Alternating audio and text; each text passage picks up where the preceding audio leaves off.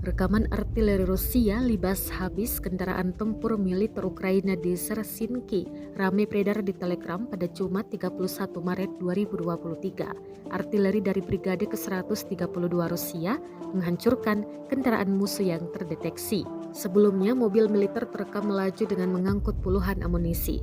Dalam keterangan unggahan disebutkan, setelah mendeteksi pergerakan nasionalis Ukraina dari UAV, artileri dari Brigade ke-132 menghancurkan pengangkut militan Ukraina di arah Sersinki. Tembakan akurat dikoreksi dari quadcopter, jelas narasi unggahan.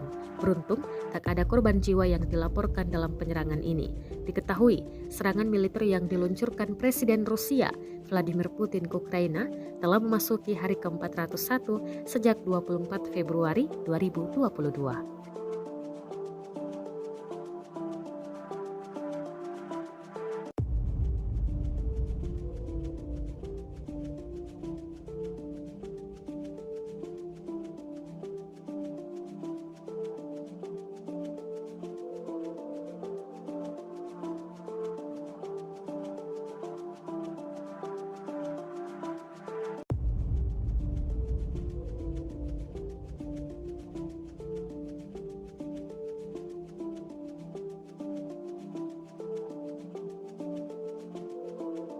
Terima kasih sudah nonton.